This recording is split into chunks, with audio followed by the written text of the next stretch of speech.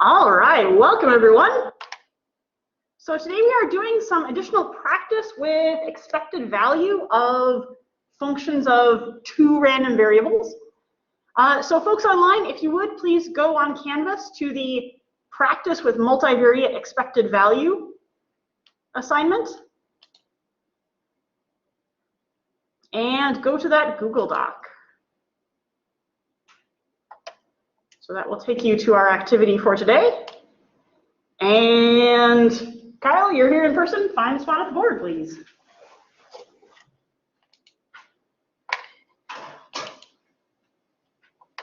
Hey Joe, hey Sam. We're just getting started with the practice with multivariate expected value problems.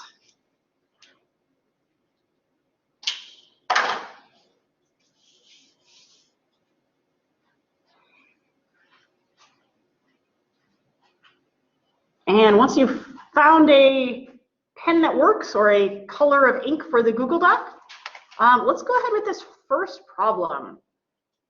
So Travis sits down to do his homework at 7 p.m., but he begins by procrastinating for X minutes, where X has a uniform distribution between 5 and 25. After he starts working, his homework takes Y minutes, where Y is independent of X and has an exponential distribution with mean 30 minutes. And we want to find the theoretical expected value and variance of the time at which Travis finishes his homework.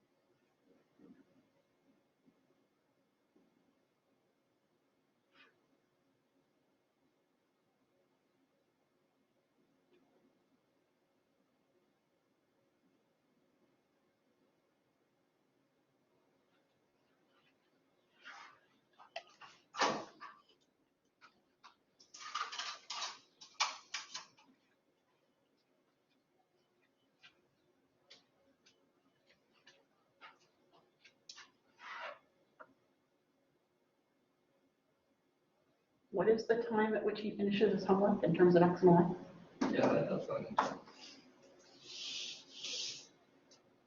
I found unexpected values of both of them. That's good. That's a good start. Yeah. X plus Y.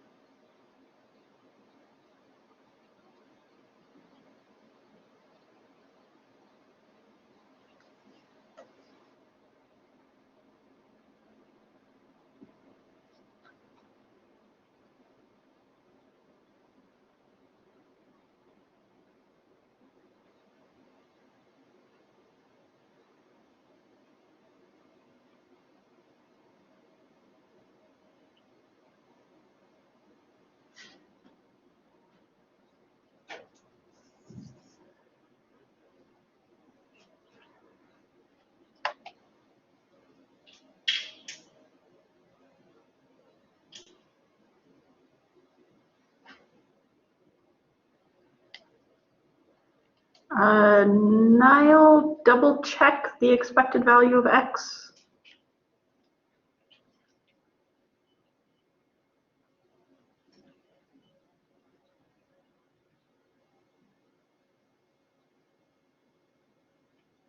That looks better.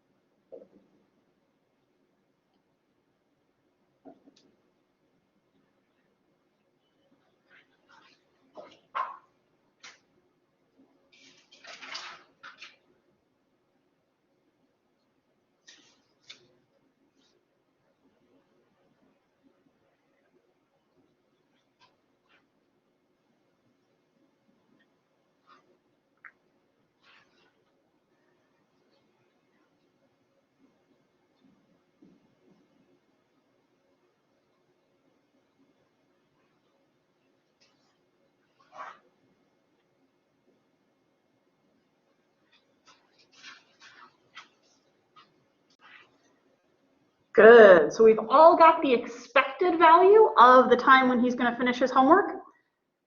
So using, what was this, theorem 3.5, somewhere around there, back in chapter 3, we can rewrite the expected value of x plus y as the expected value of x plus the expected value of y. That part doesn't require independence. So x and y could be dependent as far as this part of this problem cares. And then using the formula for the expected value of an exponent of a uniform distribution to find the expected value of x, you get 15 plus the expected value of y we were told was 30, so we get 45. That looks good. So now try finding the variance. And Kyle has a good start there, using the computational formula for variance. So writing the variance of a thing as the expected value of the square of that thing minus the square of the expected value of that thing.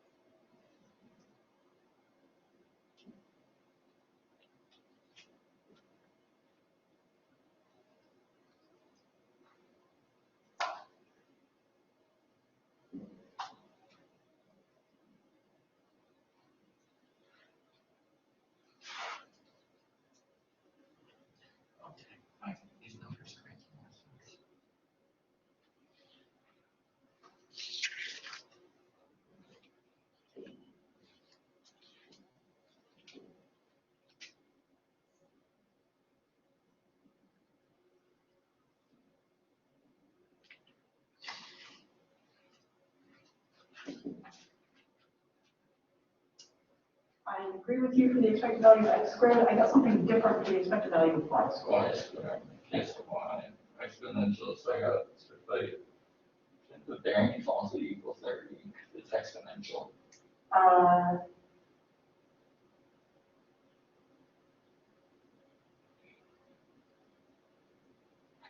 found 30 squared. I'm going to check.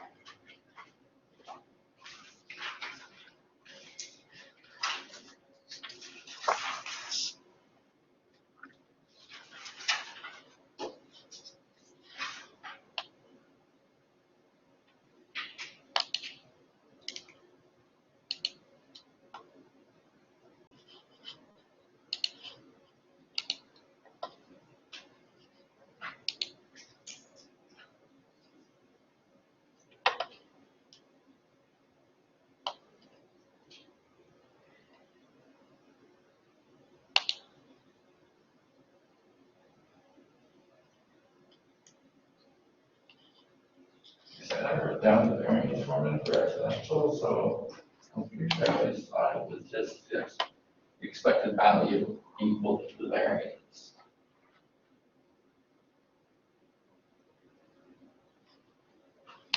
I didn't bring my calculator either. I'll look it up.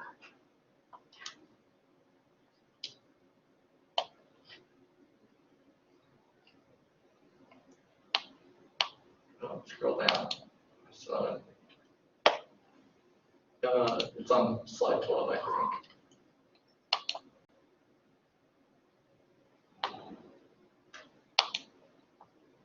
That's the expected value.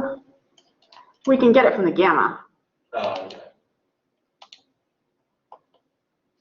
So if alpha is 1, variance is beta squared. You might be thinking of Poisson. I probably am, yeah. So then the variance is the expected value squared. Yep.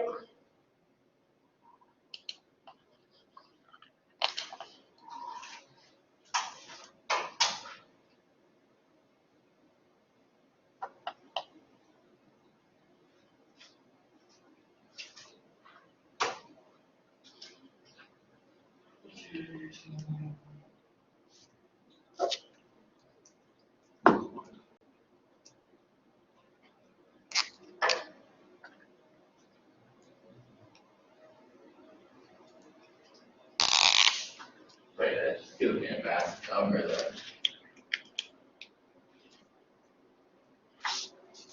Yeah, variance often ends up being larger than you think. It's often easier to interpret when you think about taking the square root and think of it in terms of standard deviation. It's like 1800. Yeah, that's what I got. Okay.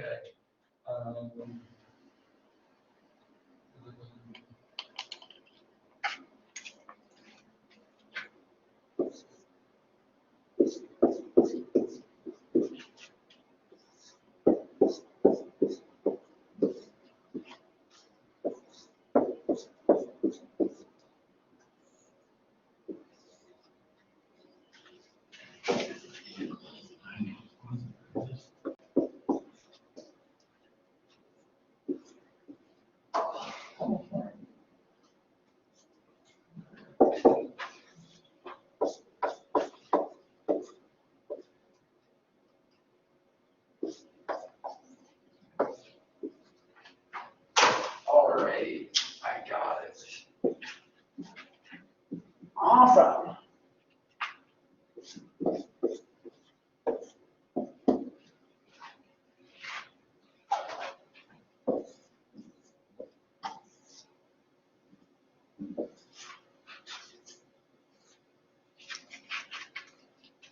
For folks online, there's my calculation for the expected value of x squared, in case that's useful to you in finding the variance of x plus y. Get the right answer. Yeah, that's what I got. Nice. Nice job.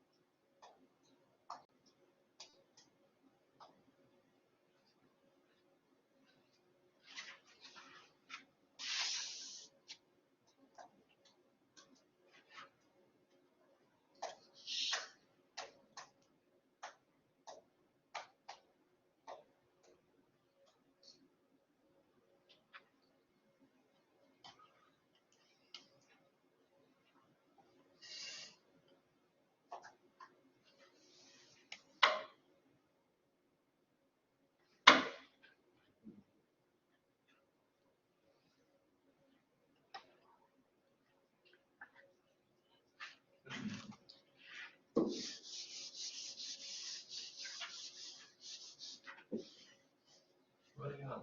4,983.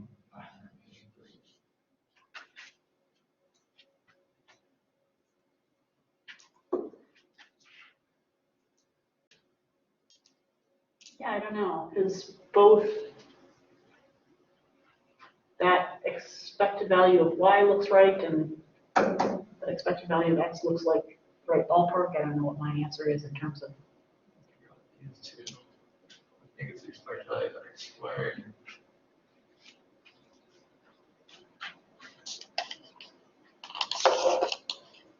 I think they just added it wrong, like in the calculator, like syntax error. That could be. Oh wait, it's they got the variance formula wrong. They have plus 45 squared. Ah, good catch. Yep, so who's blue? Joe, you have a plus 45 squared here. So if you're subtracting the square of the expected value of x plus y, you want minus 45 squared here. That's going to change your answer. Yeah.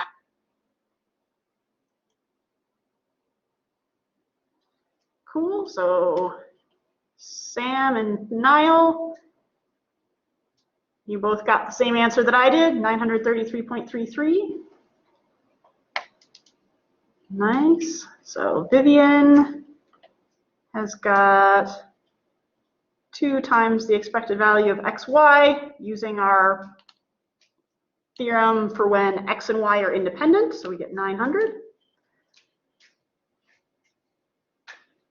And yep, you're on the right track for finding the expected value of y squared. So that's going to be using our computational formula for variance.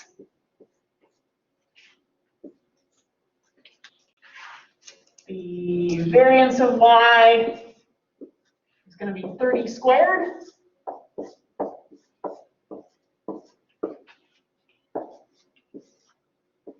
And the expected value of y is 30, so we have the expected value of y squared equals 30 squared plus 30 squared, which is 1,800.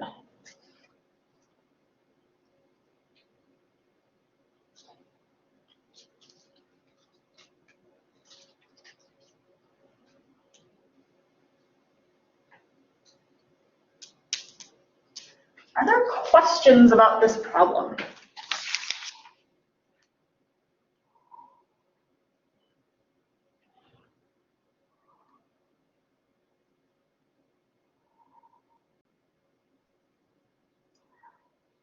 All right, so something to point out here. I'll share my screen again.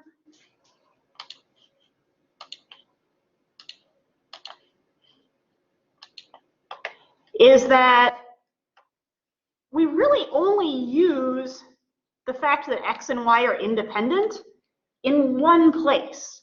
We really only used it in order to be able to rewrite the expected value of x times y as the expected value of x times the expected value of y. So that was for finding the variance. The expected value of x plus y, we didn't need independence for that. All right, so we've now found the theoretical expected value and variance. So try finding the empirical expected value and variance. So this is going to be using R. You're going to want to simulate a bunch of instances, say 10,000 instances of x and a bunch of instances of y. Take their sum and then find the mean and variance of that.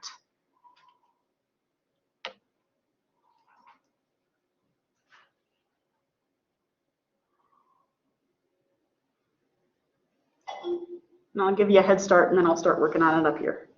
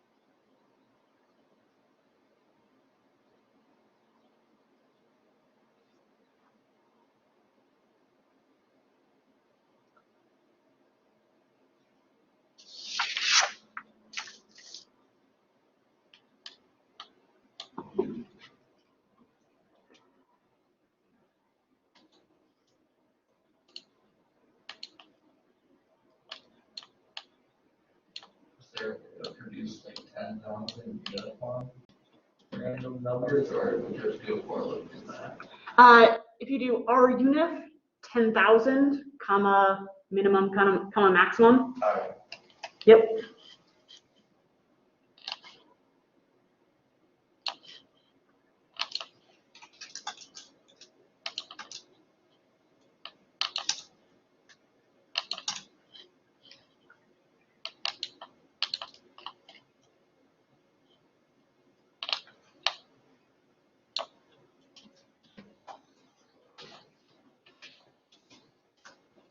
The rate isn't the expected value, right?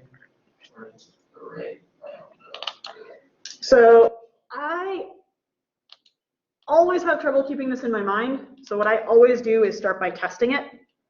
Like x equals r exp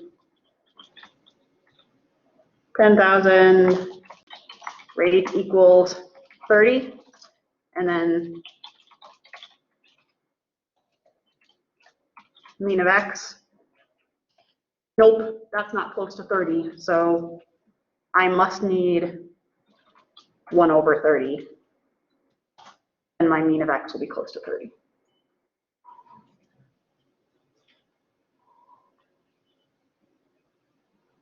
Oh, sorry, that should have been y, my bad.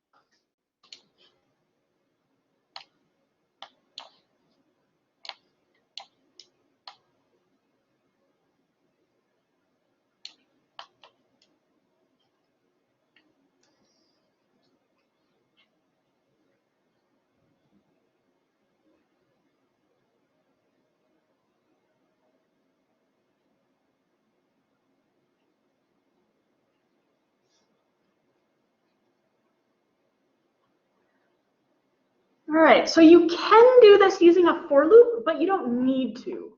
So we can take advantage of the fact that in R, all of our functions that start with an R to generate random numbers, the first argument that you put into them is the number of random numbers that you want. So here we can generate 10,000 random numbers from a uniform distribution between 5 and 25 with just a single line of code. So RUnif 10,000, 5, 25. And then for y, we're using REXP to generate 10,000 random numbers from an exponential distribution. And I always need to check which way the rate argument goes. So you can see here that I tested rate equal to 30 and then checked the mean of my results. And I saw, whoops, that's way too small. That's not close to the mean that our exponential random variable should have. So then if we change that to 1 over 30, then we get a mean that's much closer to what it should be. And then we can take the mean of x plus y. That should be close to 45. So I got 44.65. That's pretty close. And the variance of x plus y should be close to 933.33. I got 905.9. So it's not super close. It's in the right ballpark. That's pretty typical for empirical variances to be a bit farther off the mark than empirical means, empirical expected values. Are there questions about this one?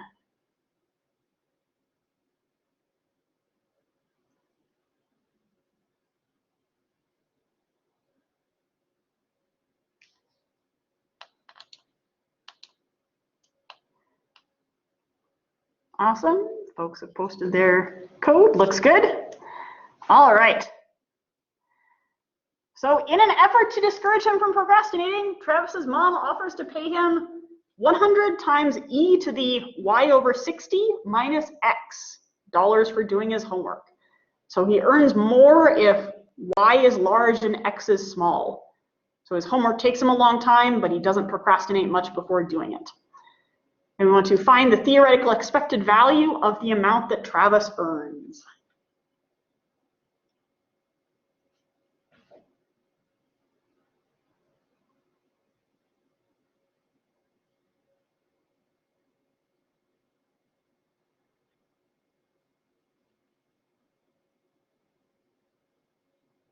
And Kyle, if you want to grab a spot at the board, you can, or if you want to log into the Google Doc, you can do that too.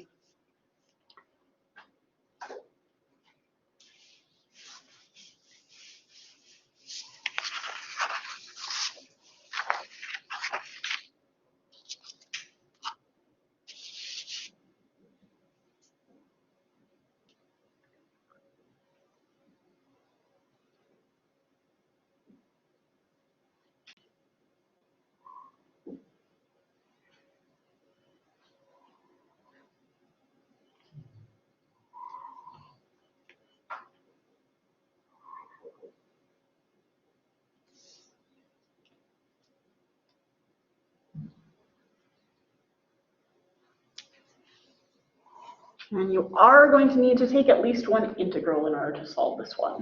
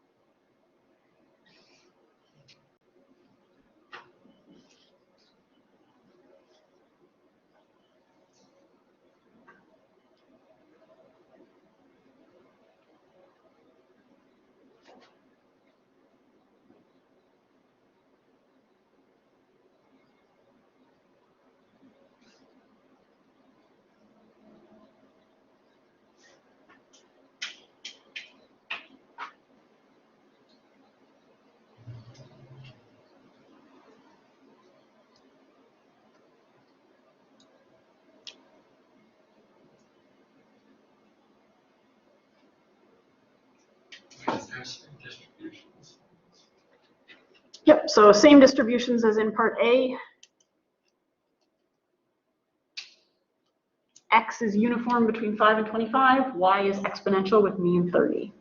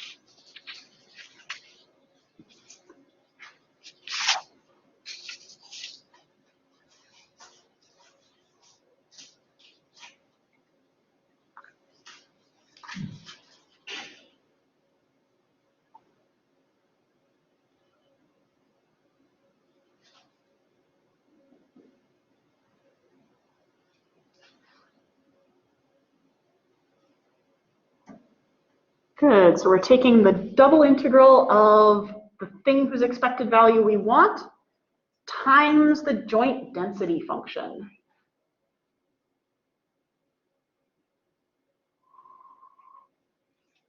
I didn't do that. Looks like you have the density function for y, but not for x in there.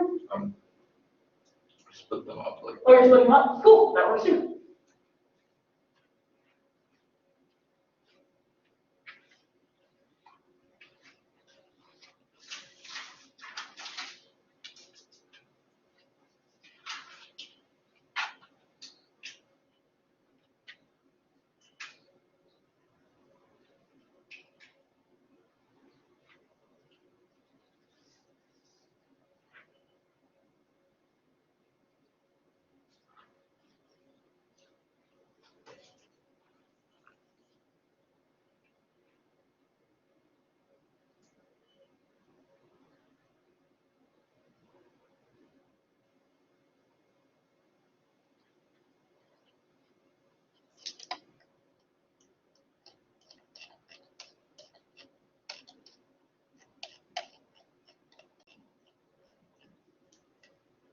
Good, Sam, looks like you have the start of the double integral of the thing whose expected value we want. Now you want to multiply that by the joint density function. And because x and y are independent here, the joint density function is going to be the product of the density function for x times the density function for y.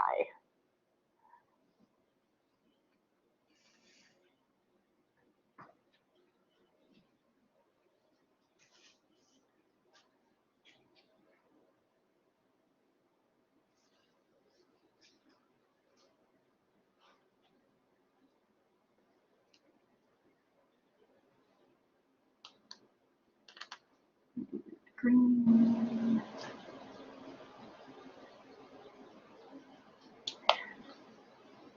Niall, looks like you're working on the joint density function there. You're also going to want to double check the lower bound for the integral with respect to x. That looks better.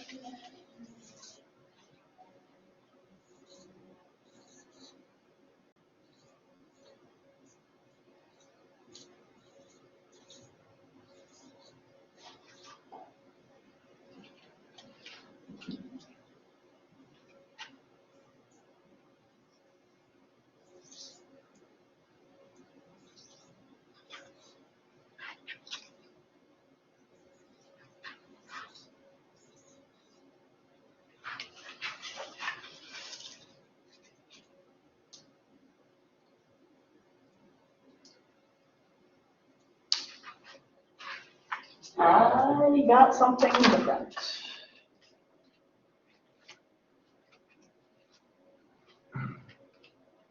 Drafts.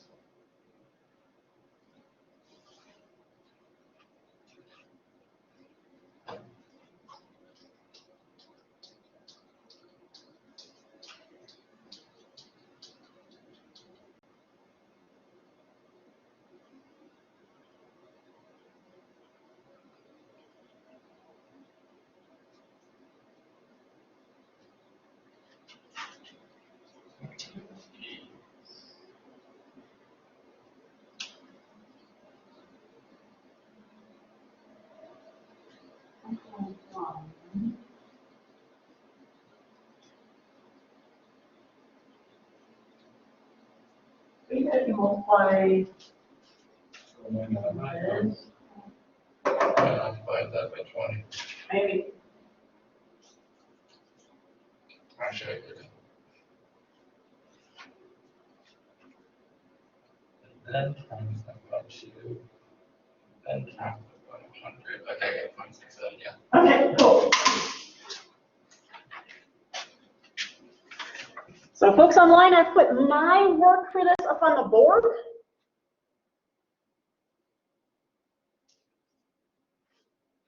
A doctor. Doctor, Yes. can I know what's the 1 over 20 and 1 over 30? So the 1 over 20 and 1 over 30? Yep. Yeah, so the 1 over 30 is part of this. So that's our density function for y, because y was exponential with mean of 30. And the 1 over 20, that is our density function for x, because x was uniform between 5 and 25. So the density function of a uniform distribution is just 1 over b minus a. Okay, thank you. Welcome. Other questions about this one?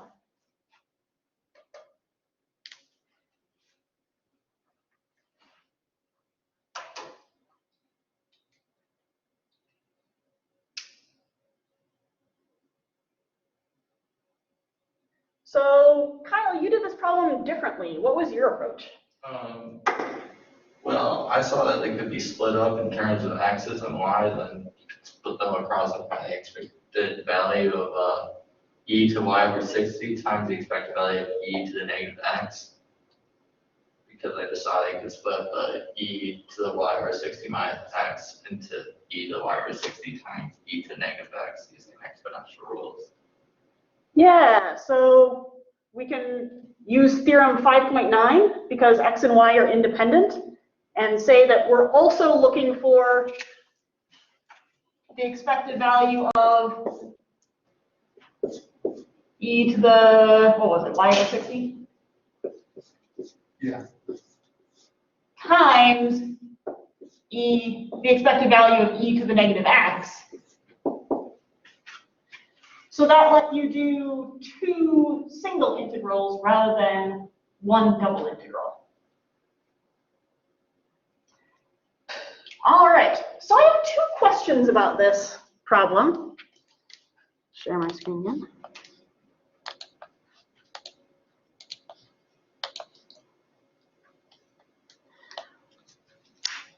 For this most recent part, part C, we had to do either a double integral or 2 single integrals. But in part A, we were able to solve it without doing any integration. What's the difference between those 2 parts? How did you know we had to do an integral here, but could get away without it in part A? Okay? So you're going to find the expected value of something that wasn't just x or y, something that didn't have like a theorem built into it. There wasn't any formulas for like the expected value of e to the y over 60. Yeah, but I think more generally, in part A, we wanted the expected value of x plus y. So that was a linear function of x and y. If we had wanted to find the expected value of 5x minus 6y, we also could have gotten away without using any integrals by using our theorems from chapter 3. All right, so my next question is, what if we got to the end of this problem and said, wait, did I do this correctly? How could we check our work?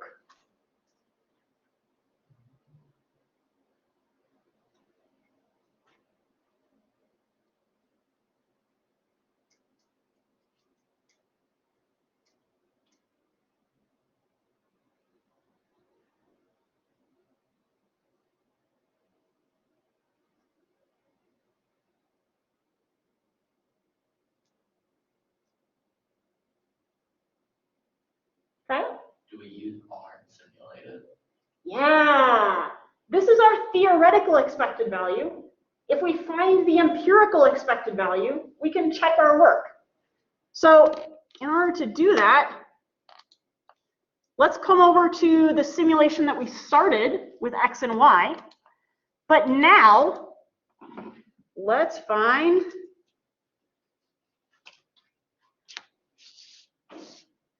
the mean of exp of y over 60 minus x. And we're hoping that this is going to be close to 0.067.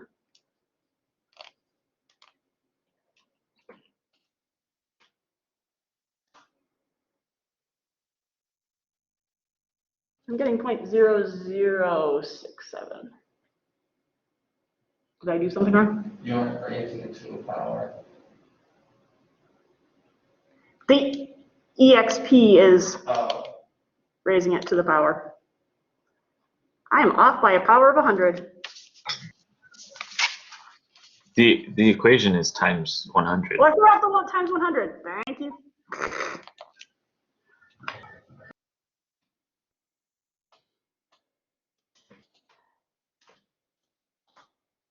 There we go. So 0.068, pretty close to our 0.0673 that we found theoretically. Questions about this?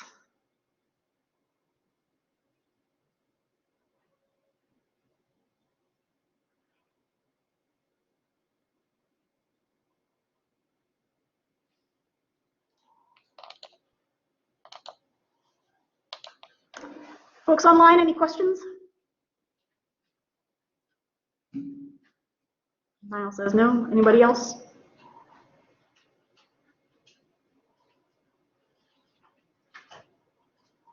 All right, so the rest of the problems on this Google Doc are available as extra practice. The key will become available along with the homework key for the homework that you'll turn in on Friday. So feel free to use that. And I will see you tomorrow for, what are we doing?